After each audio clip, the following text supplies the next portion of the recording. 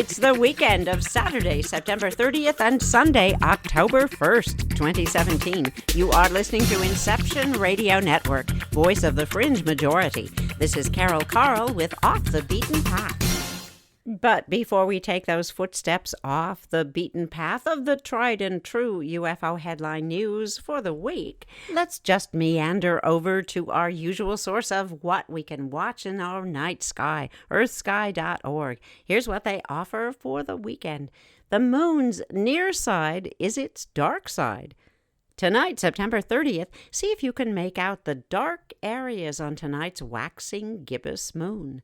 These smooth, low-lying lunar plains are called mare, spelled M-A-R-E. It's Latin, of course, or Maria, which is the plural, the Latin word for sea or seas.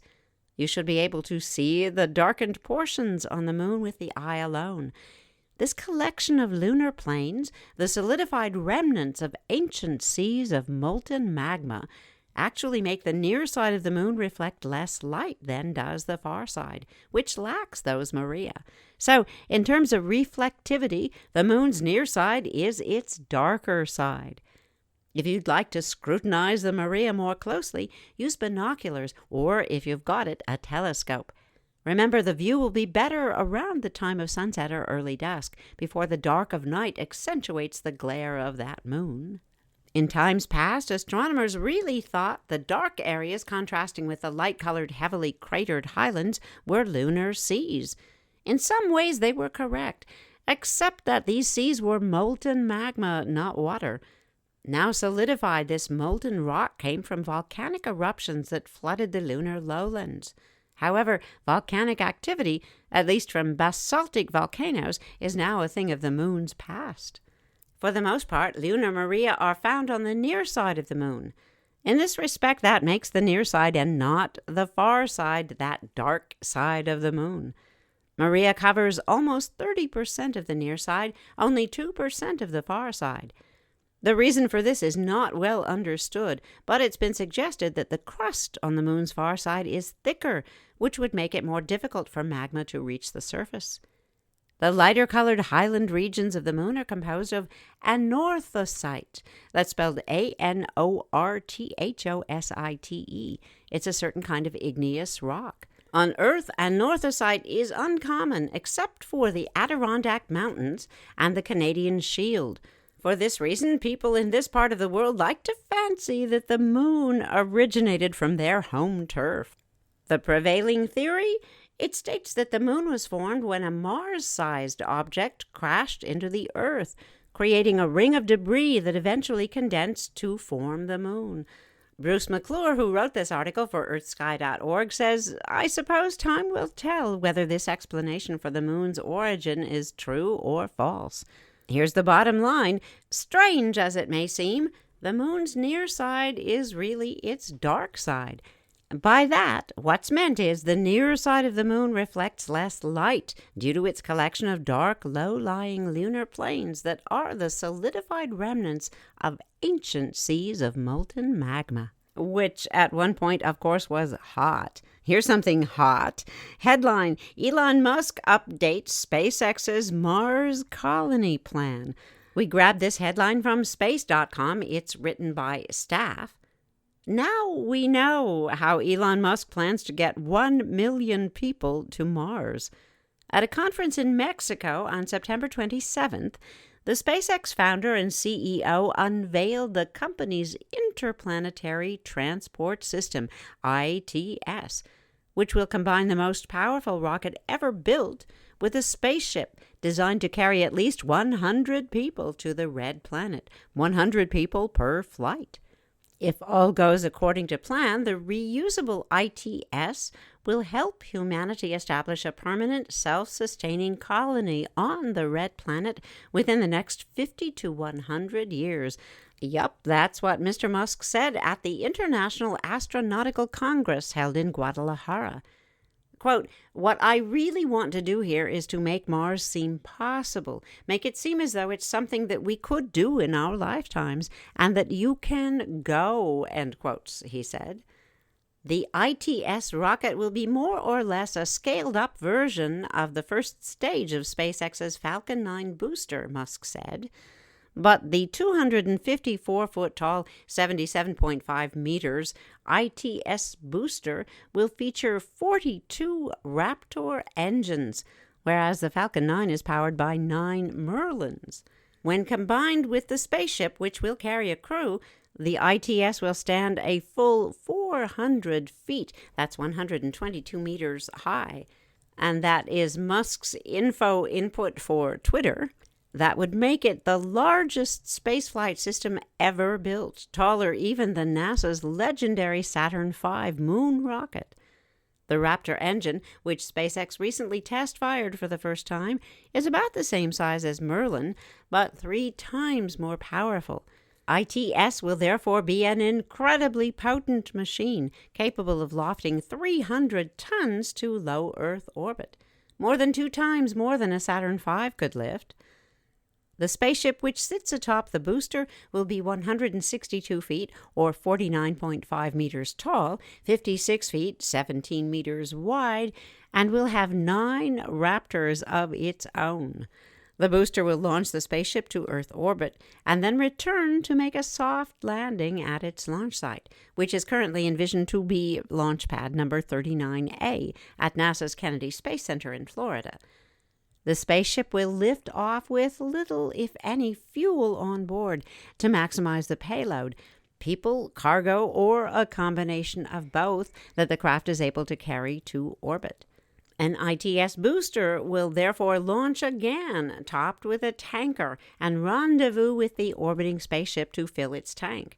And then, when the timing is just right, mind you, Earth and Mars align favorably for interplanetary missions just once every 26 months, the spaceship portion of the ITS will turn its engines on and blast from Earth orbit toward the red planet. According to Elon Musk, this spaceship will be capable of transporting at least 100, perhaps as many as 200 people. And it will also feature movie theaters, lecture halls, a restaurant, giving the Red Planet pioneers a far different experience than that enjoyed by NASA's Apollo astronauts who were crammed into a tiny capsule on the way to the moon. Quote, "It'll be like really fun to go," end quotes, Musk said. Quote, "You'll have a great time," end quotes. But if you've got that Mars hankering and you just can't wait, well, here's this headline from yahoo.com, the finance section. Dubai is building a mock Martian city. There is no byline for this, but we'll read it anyway. Someday, you could take a flying taxi from Dubai to a Martian city in the middle of the desert, right here on Earth. In preparation for its plans to establish a settlement on the Red Planet, the United Arab Emirates has announced that it's building a 1.9 million square foot simulated Mars settlement. It will be called Mars Science City.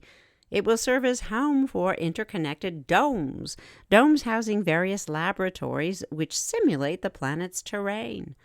The team building the structure plans to use advanced 3D printing techniques and heat and radiation insulation to mimic the harsh environment of our neighbor Mars.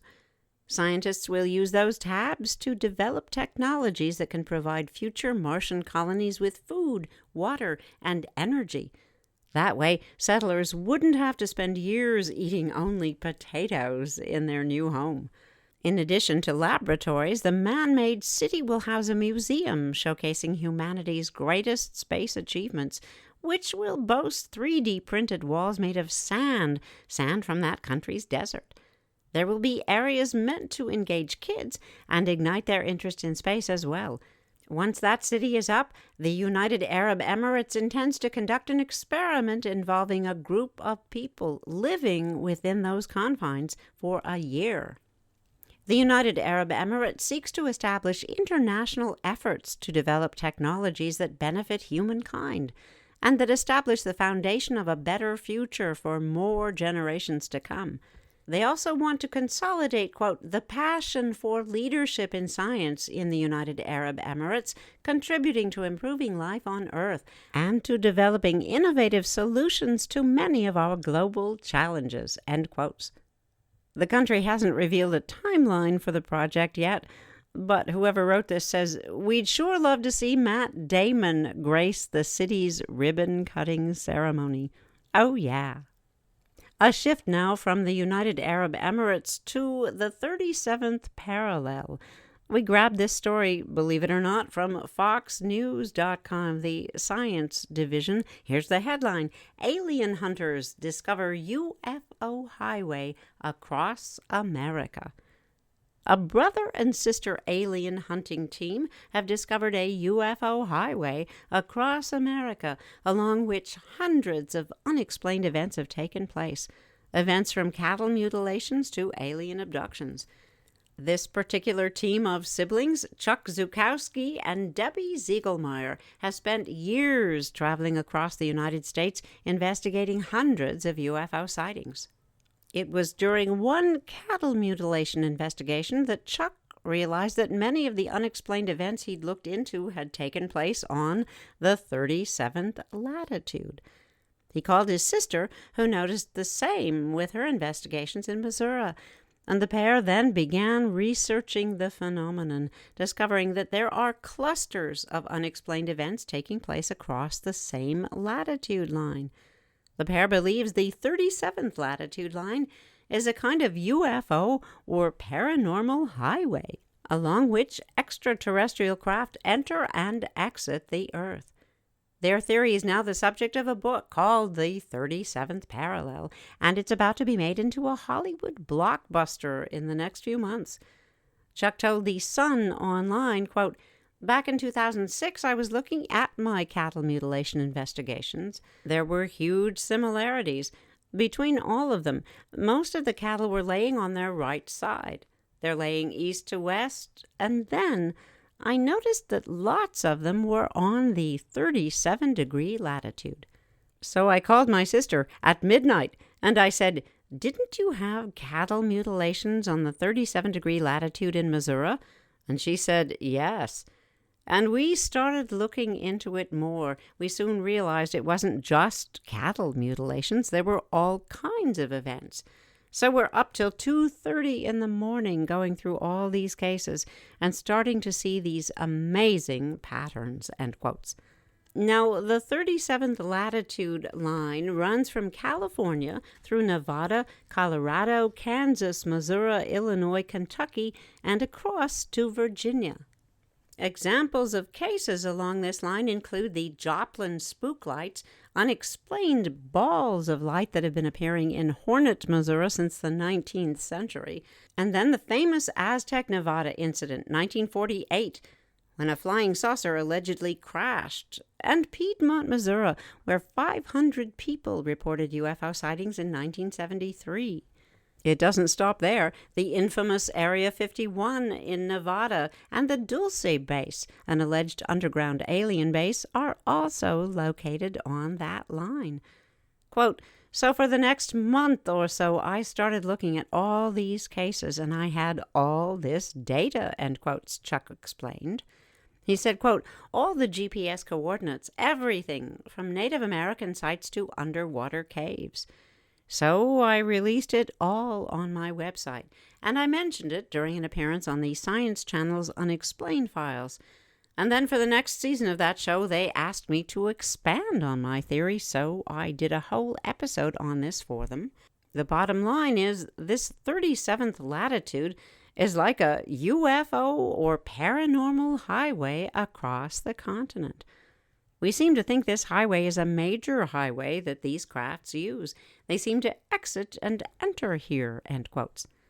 After his appearance on the Science Channel, a Hollywood producer got in touch and told Chuck his theory would be a great idea for a book and a movie. Enter Ben Mesrick.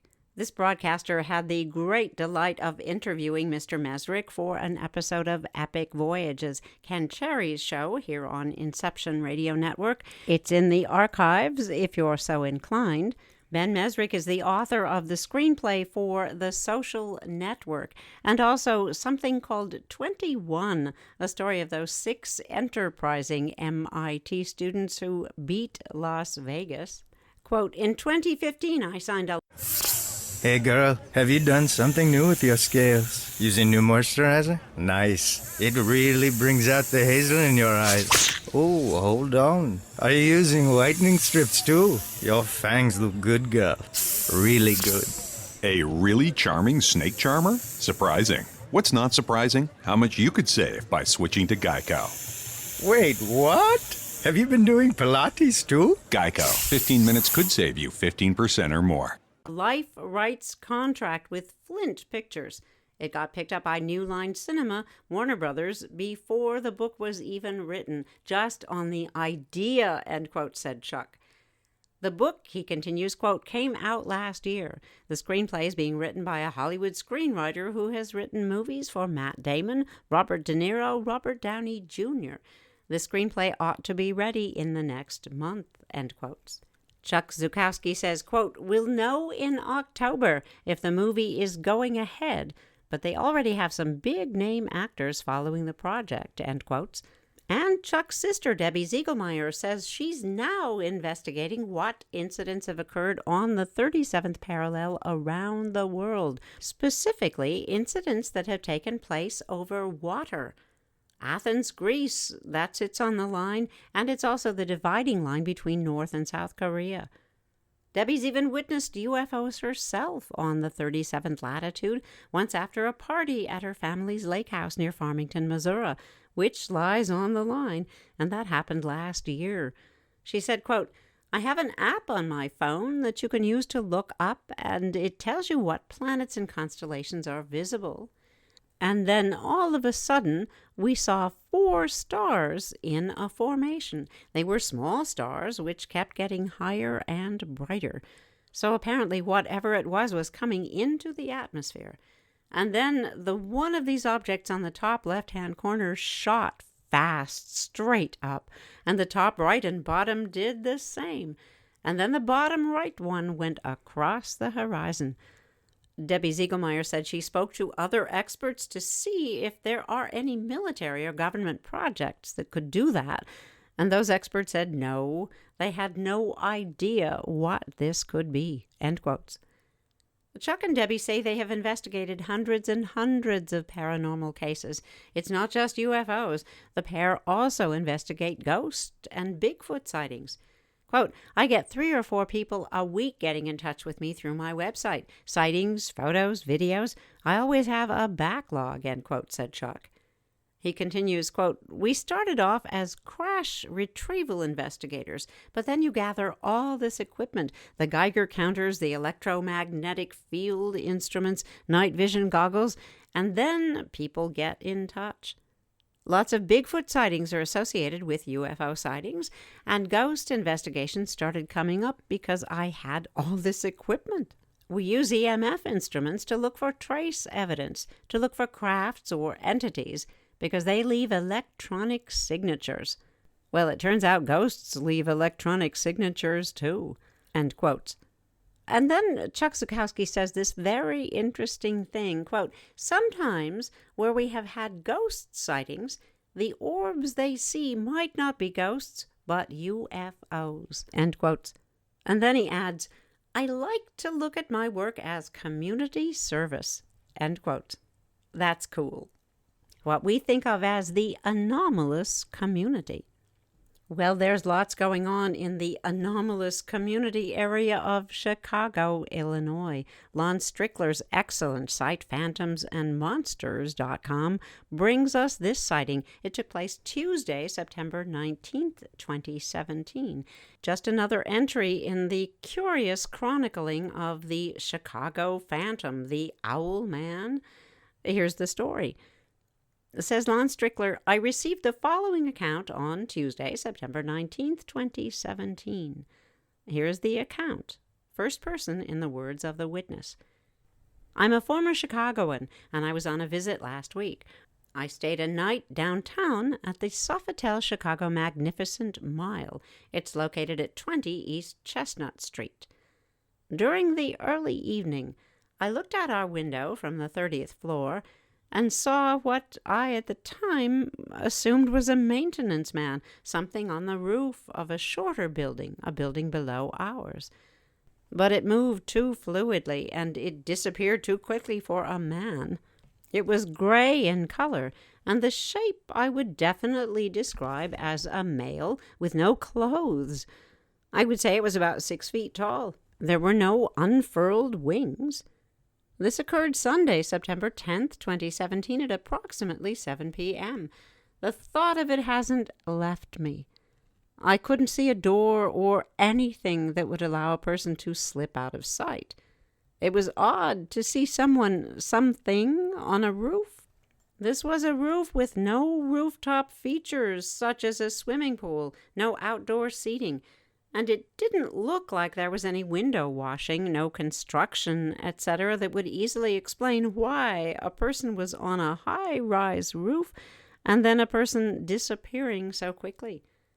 I told myself it was nothing, and I forgot about it. But on a whim, I called my friend who'd been with me. He told me there were many sightings of humanoids in Chicago.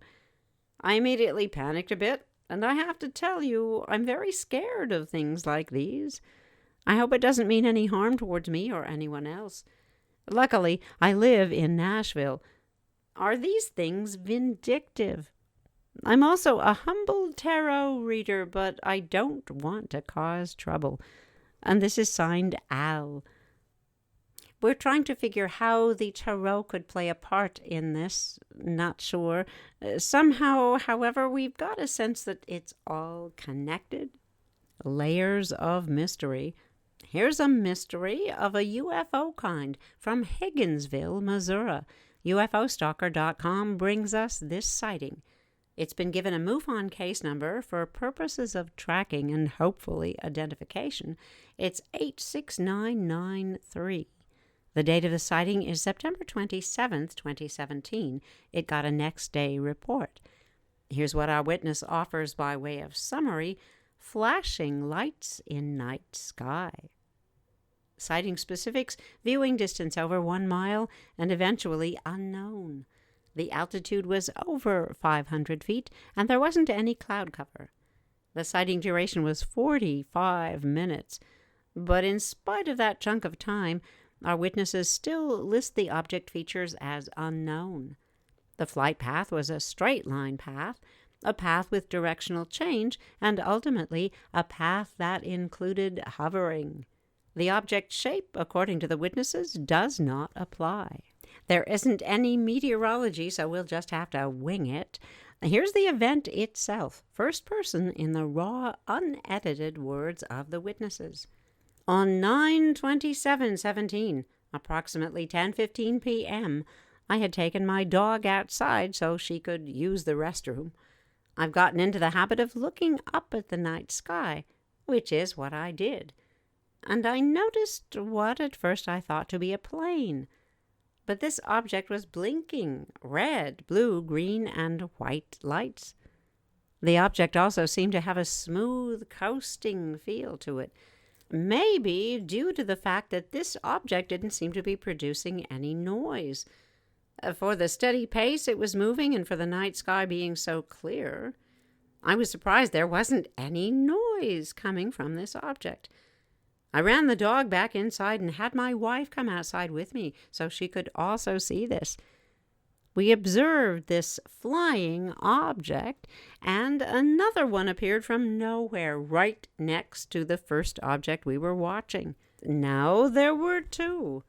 And then I see a third flashing object flying from the opposite direction, heading towards the other two. At some point, there was a fourth object flying in another direction. We watched these objects fly in their different directions until they were out of visibility, but then they'd quickly head back towards the object they were originally spotted in. One of these objects then became stationary, approximately 2 to 3 miles away from where my wife and I stood, and two of the other objects seemed to fly close to this stationary object and then fly out of sight, but eventually fly back. The entire time I was taking pictures and videos with my phone. Aside from a couple of random blinks that I captured on video, the rest of my pictures and videos were completely dark. Not even the bright stars could be seen in these videos. These lights we watched were at times pulsating rapidly. At other times they would have a steady, continuous flash that alternated in colors. One of the objects even put out a bright flash once, a flash like a camera flash. My wife had to go inside and attend to the kids, and after a couple of minutes I also went inside so I could download a camera app that might be able to capture what it was my wife and I were looking at. I came back outside around 11 p.m., but these objects were gone. The sky seemed to be darker. The stars didn't seem as bright as they had been. I've seen planes in the sky at night. Whatever I saw this night in the sky was unlike any plane I've ever seen. This was my first time seeing anything like this. I'm still a bit weirded out over what this could have been. Indeed, first sighting can apparently leave one feeling like that. Great news here, a confirmation, another brain, another set of eyes, a wife into the bargain. Let's hear it for spousal sighting support, shall we? We sense that music rolling under, which supports the fact we gotta fly out of here because that's a wrap. Thank you for listening to Inception Radio Network. Follow this broadcast at UFOHeadlineNews.com. Loving kindness, we're all in this together. This is Carol Carl. See you tomorrow. Computer, execute 12.4p operation. Optimizing algorithm. Running encryption packet alpha 990. Oh, I don't feel so good. What is it, computer? Is it hot in here? It feels hot in here. I feel a little clammy. I should lie down or something. A computer with a virus? Surprising. What's not surprising? How much you could save by switching to Geico. Those oysters Rockefeller were a mistake. Geico. 15 minutes could save you 15%